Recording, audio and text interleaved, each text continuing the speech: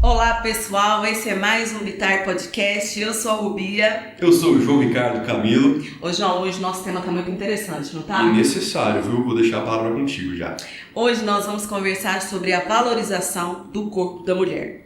Vocês já pararam para pensar como o corpo feminino foi moldado e também se moldou ao longo da história? E de como os movimentos sociais foram importantes para pautas transgressoras? A gente já vai descobrir todo esse universo. A gente vai discutir ainda, Rubia, como a educação pode ser uma ferramenta fundamental e essencial no combate ao machismo. Então, para isso, eu vou chamar nossas convidadas. Começo pela Raquel Dicini, que é historiadora e professora da Universidade Federal de Uberlândia nos cursos de Pedagogia e Comunicação Social. Ela possui graduação em História, mestrado em Educação e doutorado e pós-doutorado na USP e também em Paris, na área da educação. Ela fez pesquisas sobre fontes impressas e história da educação, gênero e história da educação, iconografia e isso também esses ambientes históricos. Atualmente faz parte também do Conselho Consultivo dos Cadernos de História da Educação e é editora da Revista Brasileira de História da Educação. Bem-vinda, viu, Raquel?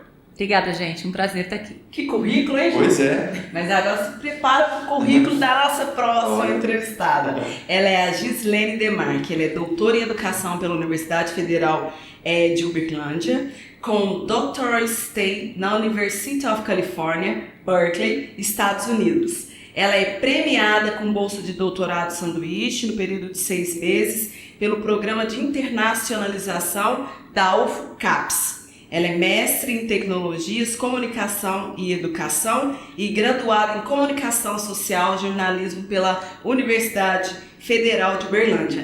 E ela ainda é autora do livro Mulheres Jornalistas, Histórias e Memórias das Redações às Universidades. Seja muito bem-vinda, Gislene. Muito obrigada, Rubia, João, obrigada. Olá, pessoal. Uma alegria estar aqui. E que honra com a Raquel, minha orientadora.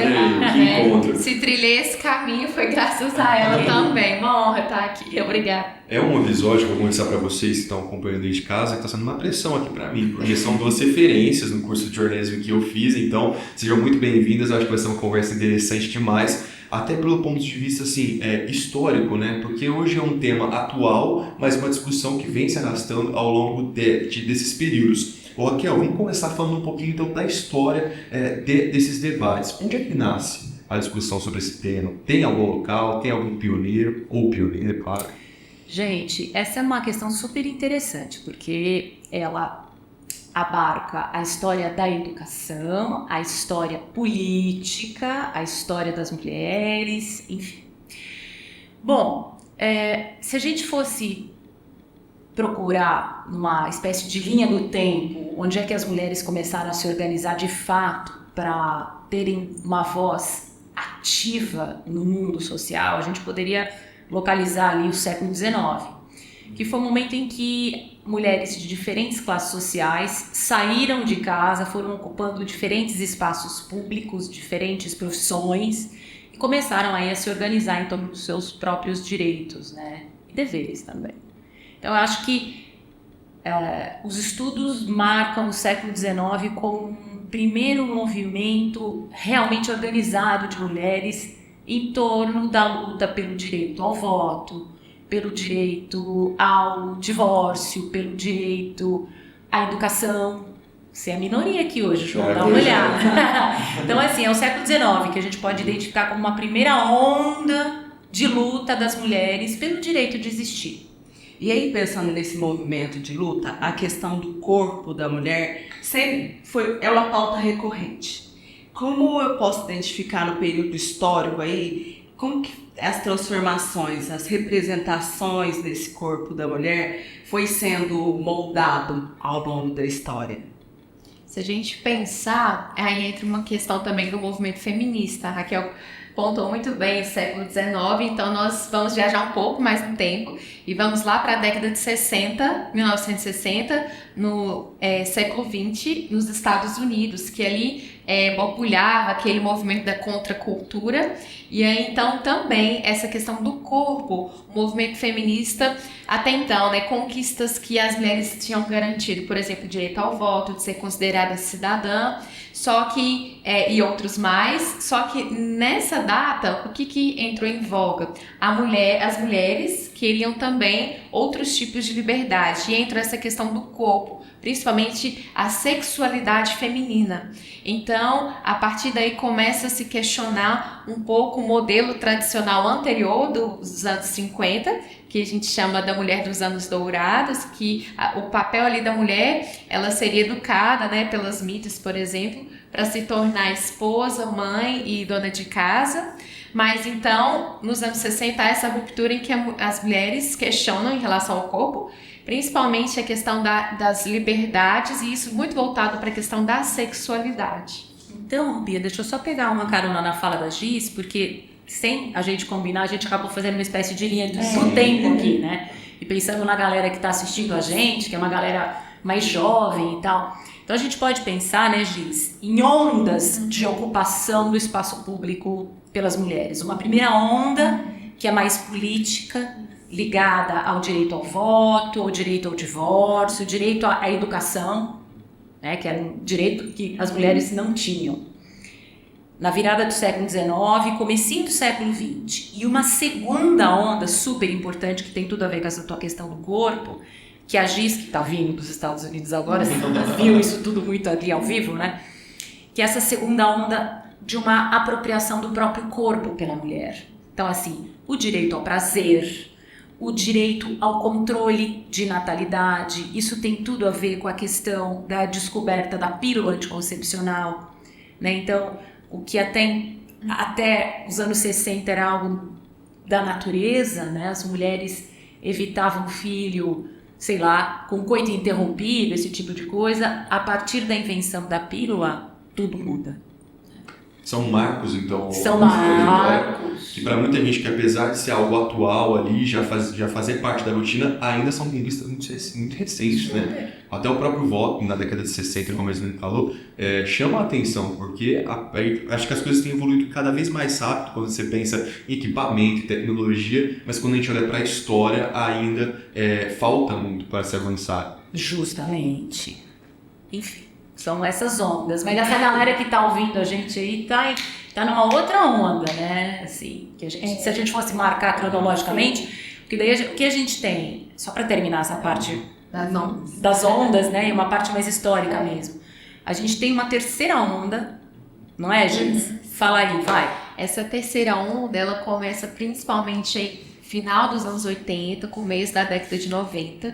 Então, enquanto, por exemplo, na primeira onda o foco era a mulher querer se inserir na sociedade, porque até então realmente ela era vista como se fosse inválida, no sentido assim, ela não tinha voto, não tinha voz, não tinha vez, né? Um adorno, né? Um adorno. E depois, então, na segunda onda, com força principalmente aí na década de 60, essas questões das liberdades voltadas para o corpo. E então nessa terceira onda, final de 80, começo de 90, o feminismo começa a entender o seguinte, que existem várias linhas de feminismo, então não apenas um movimento, ele é integrado, mas ele não é único.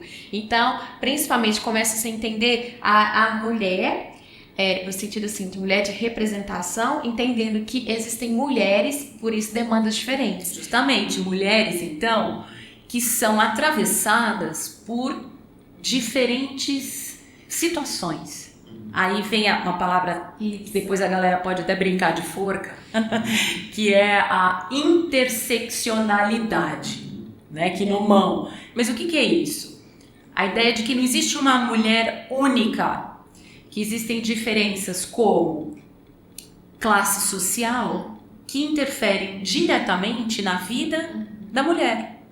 Existem diferenças como etnia que interferem diretamente na vida da mulher. Existem diferenças como graus de letramento, mulher que estudou mais, também, que isso tem um impacto direto na vida da mulher. E uma coisa que eu estou super sentindo agora é diferenças de idade que interferem diretamente na forma como a mulher é vista, como ela percebe, como ela se sente também. Então, essa terceira onda é uma terceira onda que a gente chama de interseccional, onde essas diferenças geográficas, essas diferenças de idade, essas diferenças de acesso à cultura, letrada e tal, tudo isso tem acesso, diferença de grana, tudo isso tem a ver com esse sujeito. É que enquanto, por exemplo, ali no final do século XX, década de 60, 70, ali o foco era principalmente a libertação, né, da mulher voltada para o corpo, essa terceira onda em diante foca muito numa expressão que com certeza vocês meninas devem conhecer, que é a igualdade de gênero e empoderamento feminino. Então, se a gente pode dizer, seria esse o momento que a gente vive, porque aí também novas pautas surgem na busca dos direitos. Por exemplo, o acesso cada vez maior ao mercado de trabalho. Como você disse, a Raquel brincou hoje que nós somos maioria, mas se a gente olhar, até trouxe aqui meu livro, depois quem tiver curiosidade de ver, né, Mulheres Jornalistas, se você pensar no final do século passado, as redações eram predominantemente masculinas, com a presença do homem. E hoje, se você for olhar, hoje tem a presença feminina em maior parte das profissões e até nos bancos das universidades, né, das escolas. Então, se a gente pode dizer a onda que estamos hoje, eu creio que 2 marcos que direcionam essa onda é focada na igualdade de gênero. Eu trouxe esse exemplo aí da conquista e cada vez da ascensão da mulher no mercado de trabalho, buscando aí não apenas uma independência financeira, mas também uma realização de si também, né? De trabalhar os seus talentos, seus dons, de cooperar também com a sociedade, e o empoderamento feminino, que eu acho que caminham por essa linha também, entendendo a mulher como agente de si e como aquela que pode fazer as suas escolhas, né? Muito bem. Agora, tem uma questão, respondendo objetivamente, assim, que onda que a gente está agora? Alguns estudiosos identificam o nosso momento como uma espécie de quarta onda. Uma quarta onda muito ligada às possibilidades das novas tecnologias, né? Então, as meninas que estão nos vendo aqui agora, as meninas e os meninos que estão nos vendo, de 14, 18, 20 e tantos anos, eles e elas têm acesso a um recurso que eu não tinha, né? Eu nasci em 75, você nasceu quando? 91. Então, assim, eu nasci em 75, eu sou um pouco resultado dessa segunda onda, né? Muito resultado dessa segunda onda, eu vi isso muito na pele. E que as mulheres lá do século, da virada do 19 para o 20, quais eram os recursos tecnológicos que elas tinham, né? Era jornal e revista, né? As mulheres de segunda onda era TV, rádio, enfim, as de primeira onda também tiveram acesso à rádio, mas TV, rádio, cinema e tal. Agora, essas meninas que estão se auto-organizando aí, elas têm essa maquininha na mão que é incrível, mas também muito perigosa, né? Então, é um momento em que as meninas estão se autogerindo muito, sabe? Estão, inclusive, discutindo entre elas, né? E agora, para a gente começar com uma polêmica, então, qual é o papel das redes sociais nesse sentido? Desse acesso à informação, de ter uma ferramenta prática, tecnológica ali na palma da mão, que muita gente, inclusive, está acompanhando o Boteco Podcast através do celular. Então, qual que é a importância da rede social e qual que seriam os perigos também? Porque eu acho que existe um equilíbrio, mas, ao mesmo tempo, há um alerta também para quais informações as pessoas estão consumindo, quais estão sendo divulgadas. Fala aí, Giz. Então, eu defendi recentemente a minha tese de doutorado em educação. Obrigada, Raquel. Mostra o livro da Dulcília. Ah, sim, então, meninas. Uma grande referência, a professora Dulcília Bortoni. Falando sobre mulher, isso que a gente conversou, que cada tempo histórico, envolto de uma cultura, de alguma forma padroniza, entre aspas, um padrão de mulher ideal. E aí ela chamou de mulher de papel, porque aí ela vai analisando ao longo das décadas como que as revistas, como a Raquel falou, né, essas tecnologias de informação, que são as revistas também, elas vão construindo, então, qual é o modelo ideal de mulher naquela dada sociedade. E aí a gente entra então das revistas para as mídias sociais, que aí então nessa defesa da tese eu descobri o seguinte, que aquilo que eu dei o nome de pedagogia de lifestyle, que seria o quê? Que as mídias, falando das redes sociais, de alguma forma, por mais que melhorou a comunicação de aproximação, né, entre quem produz conteúdo e quem recebe, mas os conteúdos ali, principalmente voltados para moldar o estilo de vida das mulheres, ainda está muito relacionado com o que era ensinado nas revistas femininas. Por quê? Baseado em 3 aspectos que até hoje vocês vão reparar aí comigo. Pensa nas influenciadoras que vocês seguem, nas mídias, talvez também outros canais de informação, YouTube, outras mídias, né? 3 formas que eles tentam educar o corpo feminino.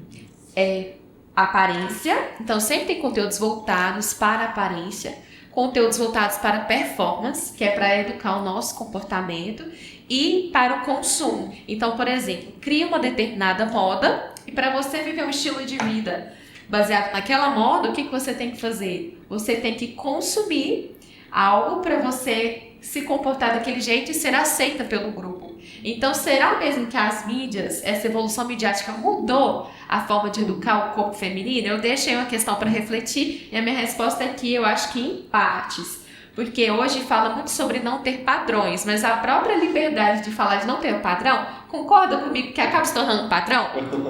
Né? Reflexões aí, Raquel. Aparentemente. Mas é assim, João, a gente está vivendo uma revolução, né? Essa galera que está ouvindo a gente, que já nasceu nesse mundo, não tem ideia do que está acontecendo. E o tamanho da rapidez das coisas, assim, 24 horas na internet é muito tempo, né? Então, o que o historiador faz? Eu sou historiadora, é jornalista, então a gente trabalha em ritmos diferentes. O que o historiador faz? O historiador, ele convida a gente a parar e estranhar as coisas que parecem ser naturais. Então, assim, as mídias sociais, eu adoro, eu tenho Instagram, meu filho tem TikTok, e as minhas amigas mais velhas têm Facebook. Mas eu vi tudo isso, eu cheguei a ter Orkut, né? Acho que nem... Pesquisem. Enfim, mas a gente precisa parar, respirar e falar, o que é isso? Eu tenho uma menina que vocês não estão vendo, que está ali, coisa de mulher do século XXI, né? Uma menininha de 7 anos que está ali fazendo tarefa, que não tinha por que deixar, veio comigo hoje aqui. E ela falou assim, mamãe, você tá... No carro ela falou isso pra mim, você tá levando o celular? Eu falei, tô. Seu celular tá com bateria? Eu falei, não, por quê? Porque o que eu vou ficar fazendo enquanto você tá trabalhando? Eu falei, percebe? Você já faz parte do universo dela. E assim, eu não tenho controle, apesar de ter todos os filtros no celular, controles parentais e tal, eu não tenho controle de tudo que essa menina vê nesse celularzinho, né? Então assim, o que eu posso fazer? Eu posso ensiná-la, na medida do possível, a ter filtro próprio, né? E eu acho que é isso que esse instituto está querendo fazer. Que passa pelo processo de ensinar de educação. Mas claro. Falando em filtro, só pra a gente entrar nessa parte das mídias sociais, um recado também, né? Tomem muito cuidado, porque a palavra hoje a gente escuta filtro, Photoshop, edição. As mídias sociais, elas são um recorte de uma realidade daquilo que a pessoa escolhe o que ela quer mostrar. Então, jovens, muito cuidado também para quando vocês verem ali aquele determinado padrão, por exemplo, de corpo, ideal de beleza, para que vocês não se reduzam ou pensar, nossa, eu estou muito distante desse padrão, então você se sentir sem valor, você não se sentir amada, não se sentir aceita. Não deixe também que a sua saúde emocional e mental seja consumida pelos conteúdos que eles estão presentes. A Raquel falou muito bem. saiba filtrar também o que chega até você e o que você guarda na sua mente, no seu coração. Tenha muito cuidado com isso também. Como jornalista, né, nós temos responsabilidade daquilo que a gente veicula, só que realmente as mídias são espaços de várias vozes, então tenha sabedoria também, não fique sempre se comparando e também não adoeça por ver determinados padrões que são criados com um propósito, como eu disse, aparência, performance, consumo, são várias indústrias da moda, cosmética, da beleza e tantas outras que aí tem um princípio, um objetivo para cumprir com aquela comunicação, e você que está aí na outra ponta recebendo os conteúdos, então, sabe, respire, como diz a Raquel, e saiba do seu valor, você tem valor.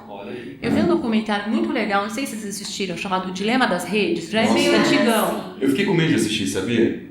Fiquei com medo da transparência e da verdade desse Nossa, mas documentário. recomendo veementemente que a galera assista O Dilema das Redes, é bem legal. E é impressionante isso que você falou, porque muitas vezes a gente assiste um vídeo de 15 segundos e toma uma dimensão aquilo como se fosse as 24 horas da vida de uma pessoa. E esse recado que a Gislene trouxe pra gente não é só para as meninas, é para todos, na verdade, porque isso influencia na vida de cada um e também para como a gente vai se relacionar com o próximo. E voltando a essa questão de jornalista, né, a gente tem um senso crítico muito grande que a gente aprimora isso na faculdade e a gente tenta levar isso para fora, viu, Gubia? Porque onde você está consumindo informação e qual a informação que você está consumindo. E aí eu te digo, Gubia, que eu não sou minoria só aqui na Mesa Militar Podcast, vocês são maioria, também na estante da Gislene. Olha só os livros que ela trouxe, eu tô lendo só Lucília, Renata, a própria Raquel Dicini, que também isso eu trouxe. o seu livro, né? O livro da Raquel. A importância de consumir informação e também valorizar isso que é feito, né? Então, pessoal, isso primeiro que o João falou é muito importante, porque os jornalistas e as mídias sociais, nós consumimos ali o que? Geralmente, informação do cotidiano. Mas para você aprofundar, então você conseguir ter esse filtro tão importante que a Raquel falou, você também precisa ir além das suas leituras. Para você ter um senso crítico, estudar e ler vai te ajudar muito. E aqui então estão algumas recomendações. Pedagogias da Beleza, da Renata Neiva. Ela é doutora em educação e também uma grande jornalista. Para você que quer entender melhor sobre a educação do corpo feminino, um pouquinho dessa questão do consumo, como que também essa ideia de querer vender algo para as mulheres passa por você traçar um parâmetro de beleza, não é mesmo, Raquel? O que você pode falar dessa obra? Não, o trabalho da Renata, nossa, virou referência. E assim, é uma linguagem super legal, super acessível, porque a Renata, ela é jornalista, né? Então ela tem... A coisa flui. E ela trabalhou com imprensa, representações de corpo, enfim. E é um trabalho muito legal. Se eu não me engano, ele está em acesso aberto. Sim. Na editora da Edufo. Tá. Se você digitar ou o site da Edufo, ou vai no Google, né, numa plataforma de busca e coloca repositório UFO, que é onde está o banco de dados das dissertações e teses, o livro, e-book está disponível também lá gratuitamente. De maneira gratuita, olha que legal. Legal, né? Aproveitar essas ferramentas digitais também para esse conhecimento, né? E eu quero aproveitar aqui já o livro da Renata Neiva, que vai falar sobre pedagogia da beleza. A gente sabe que a imposição do padrão da beleza, ele também vem aí ao longo da história. Conta pra gente sobre esse processo de padronização. Hoje a gente ainda vive esse universo de padronizações, acho que tem a ver com a sua pesquisa, a ver com o seu alerta sobre os acessos às redes sociais, aquilo que a gente vê e acredita como verdade que é só um recorte que está ali, mas ao longo do período tem essa questão, né, da imposição de padrões de beleza. Começo eu? Esse é um assunto super interessante, né? Super interessante e que ultimamente tem sido bastante politizado. E a gente bem sabe por quê. Mas tem uma dimensão que a gente não explica. Tem uma dimensão que a gente não explica.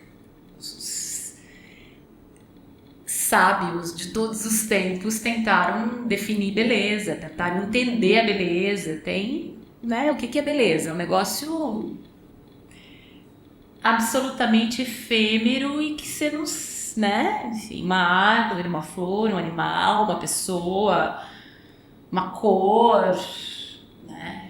E a beleza, como diz uma historiadora que a gente gosta muito de ler, uma francesa chamada Michelle Perrault. Michelle Perrault fala que a beleza esteve associada à figura feminina desde a noite dos tempos. Olha que, né? É lindo isso. Mas o que acontece? A beleza é um poder também. A beleza é um poder em toda e qualquer sociedade.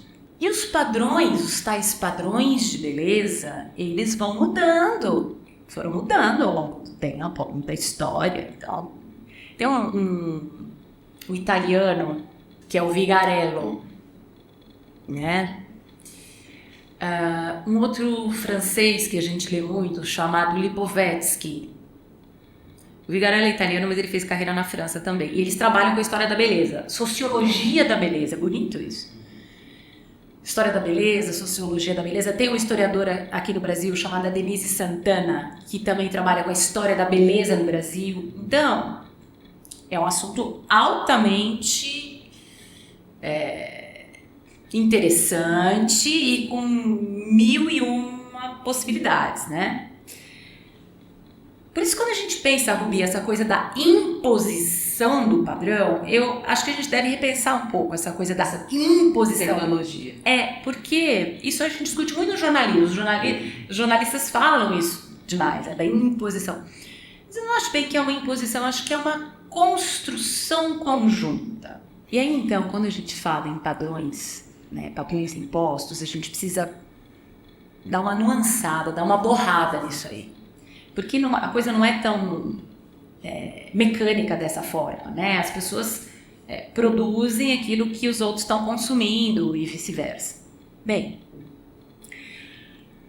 se a beleza é algo da ordem do imponderável, né?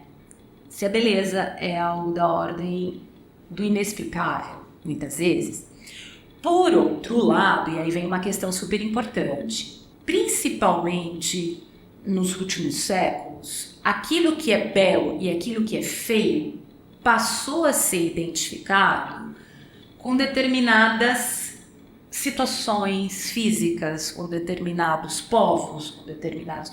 Nossa, eu estava assistindo ontem mesmo um documentário na Netflix, agora eu estou fazendo propaganda na Netflix, chamado Relato Final. Super interessante. Entrevistas com velhos nazistas. E até agora eu não entendi ainda como é que eles aceitaram dar esse depoimento. Bem velhinhos mesmo. E eles falando as coisas que eles aprendiam na escola em relação aos judeus. E aí eu vou dar esse exemplo e a gente pode pensar em tantos outros, né? Então, assim, eles tinham um alfabeto na escola, de A a Z, colocando homens, mulheres e crianças judias em situações horríveis, fazendo um paralelo da fisionomia judaica com assassinos, com ratos, com ladrões. Então o sujeito vai aprendendo isso na escola e ele começa a identificar a fisionomia do judeu, né, o nariz, como o meu, assim, o nariz mais adunco, a sobrancelha grossa, enfim, os traços típicos, com algo feio, com algo deplorável, com algo execrável, né? E o resultado disso a gente bem sabe o que foi, né? O horror do Holocausto. Então, essa é uma questão importante. Em que medida determinadas características físicas foram postas politicamente na mesa para hierarquizar pessoas, para hierarquizar povos, percebe? E para hierarquia, uma coisa assim que eu acompanho muito de perto, porque cala fundo aqui no meu peito, é a questão do corpo gordo e o corpo magro. Eu fui uma adolescente gordinha, sofri com isso a vida inteira, fugia de educação física, muito difícil, a roupa não cabia, não tinha roupa para comprar e tal e tal. E até hoje luto com essa questão, né, da saúde e tal. E foi muito bonito de ver essas meninas de terceira onda e essas meninas de quarta onda falando assim, não, eu tenho direito de existir, eu tenho direito de ser, percebe? Tem que ter roupa pra mim na loja tal, meu corpo é bonito, eu não preciso ficar me enrolando em canga. Canga, acho que as meninas não sabem o que é. Aqueles tecidos, né? Eu lembro quando eu tinha 12, 13 anos, eu ia pra praia, ficava sempre... Coberta. Né? Ai, meu Deus, eu vou correndo, entrar no... Poxa, essas meninas fizeram muito por mim hoje. Uma senhora de 50 anos e essa coisa de libertação do corpo, sabe? De falar, não, e aí? Eu não tenho que ser a Gisele Bündchen. Não dá pra ser a Gisele Bündchen, porque nem a Gisele Bündchen é a Gisele Bündchen, gente. Agora eu vou jogar um pouquinho também de polêmica pra gente conversar, né, nesse assunto da beleza. Estava aqui pensando, né, bem a Raquel falou, a beleza como um poder simbólico. Eu lembrei de uma autora, ela chama Naomi Wolf, ela é americana e ela tem um livro que chama O Mito da Beleza. E olha que interessante, o que ela vai falar de forma bem resumida, que apesar de várias conquistas das mulheres, por exemplo, em relação a poderem trabalhar, poderem, né, estar inseridas na sociedade, ainda tem algo que não conseguiu ser quebrado, que é a necessidade de preocupar com a beleza.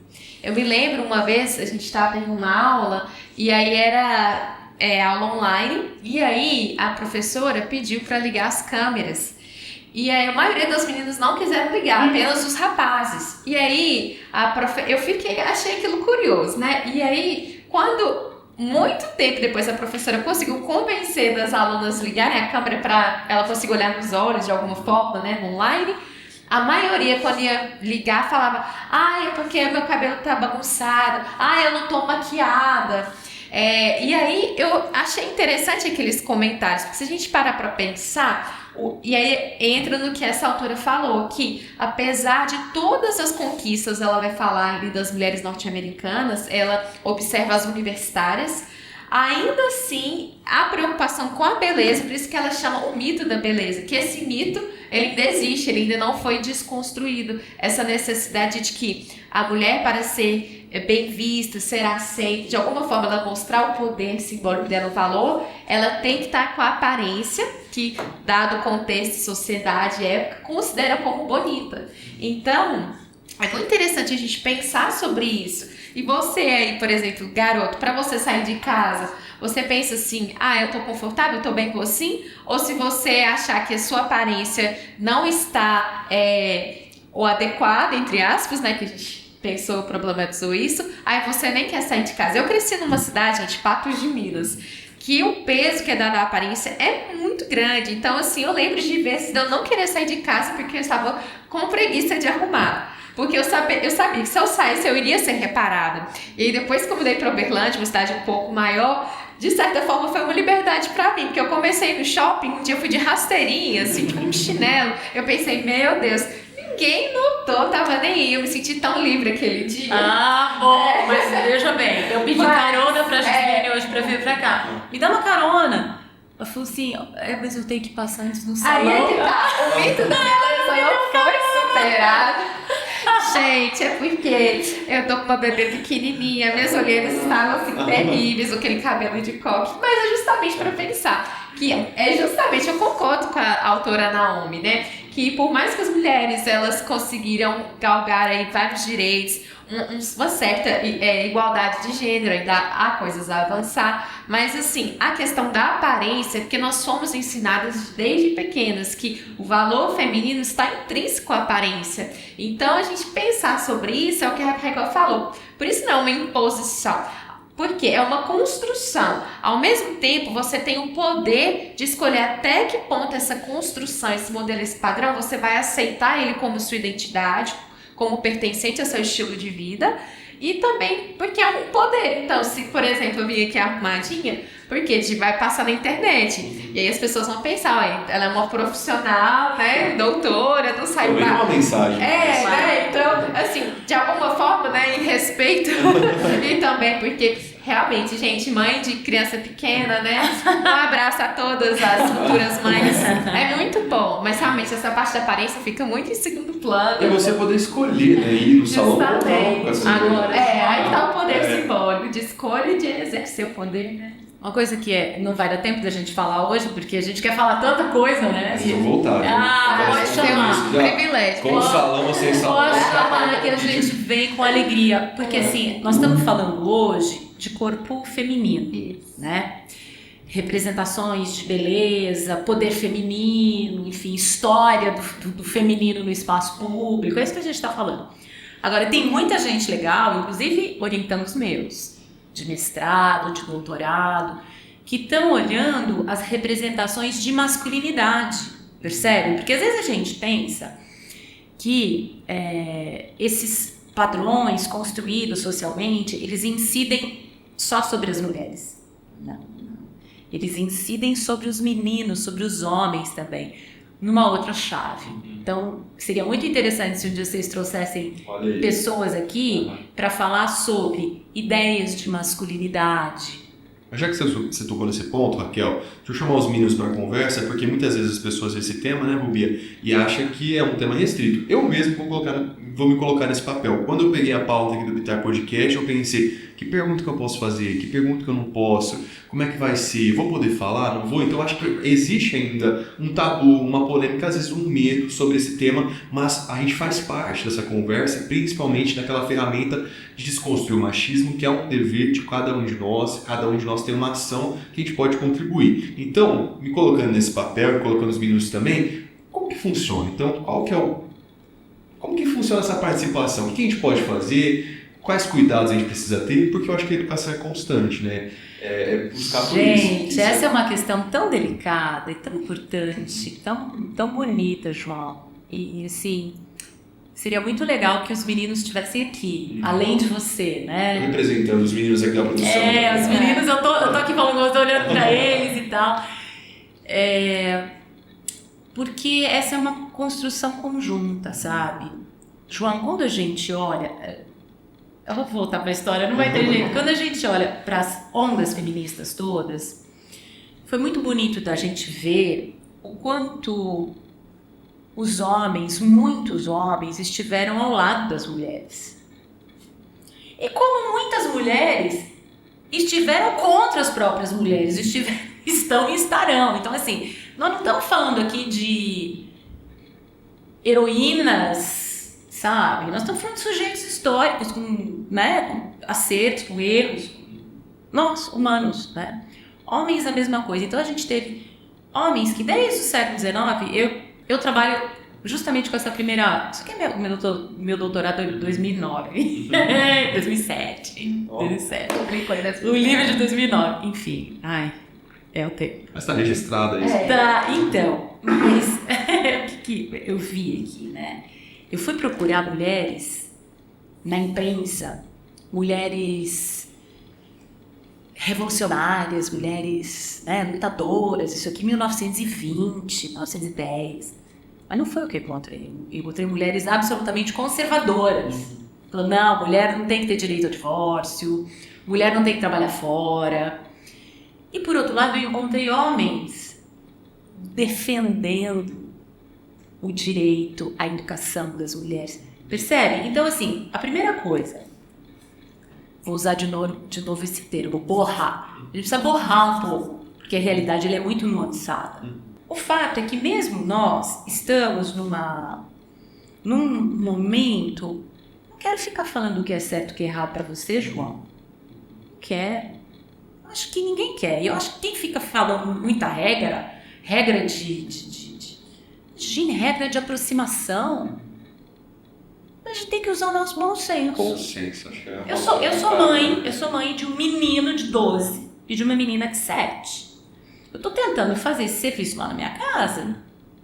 Por exemplo, dividir tarefa dentro de casa. É o clássico, a gente divide tarefa lá em casa de forma igualitária, nós 4. A gente é uma família bem padrãozinha lá em casa. Papai, mamãe, filhinha e filhinha. Por que a gente fica falando, e algumas mulheres até meio raivosas, né? Porque peraí, a gente vive num país que mata a mulher. o crime de feminicídio realmente existe, não é uma invenção e tal. Então, dá pra entender. E é uma alerta importante que a gente traz essa questão que você falou, porque não é porque feminicídio as pessoas, muita gente acredita que a lei só exista favorecendo, mas não é. É porque são mulheres que são mortas pelo motivo, pela razão de ser mulheres. Então, e são números que ainda preocupam. Então, apesar de a gente falar muito sobre essa evolução, é muito importante também a gente estar alerta a esses dados, a essas informações, saber que existem hoje canais de amparo para esse tipo de situação, de violência doméstica, e a informação pode ser o primeiro passo importante para... E aí meter a colher sim, né? Pelo menos o que eu tenho aprendido ao longo desse tempo é que desmistificou aquela frase que entre uma briga e outra, não se mete com a colher. Eu acredito que seja esse papel fundamental de cada um de nós e que haja essa discussão.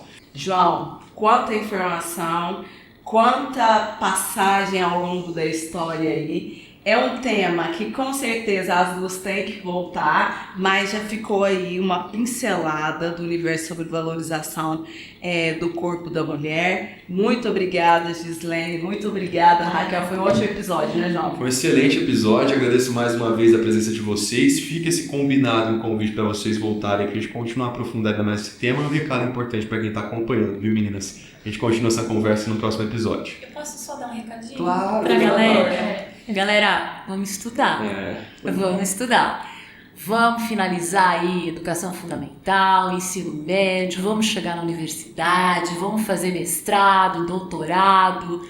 A gente está esperando vocês. Quem sabe vem escritores e escritoras por aí, né? Posso dar um recadinho para nós? Por favor. Primeiro, agradecer a Bia. João, obrigada, né, pela oportunidade de estar aqui. Também que honra, mais uma vez, estar do lado da Raquel. E um recado especial para vocês. Primeiro, falar com as garotas.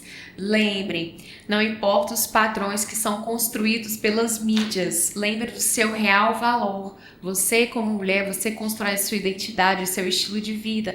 Não deixe que as suas emoções estejam atreladas a comparações que te deixam para baixo, tá? Então, use os conteúdos, né? Produza conteúdos, mas lembre do seu valor. Não deixe se abater por imagens que talvez são fragmentos de uma realidade e construídas, talvez nem são reais de fato.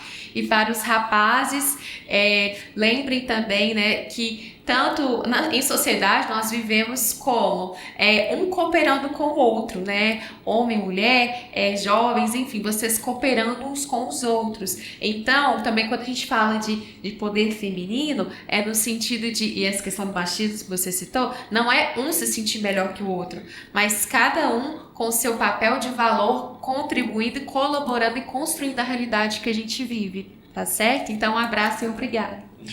Com essas duas ótimas falas, nós vamos ficando por aqui. Até!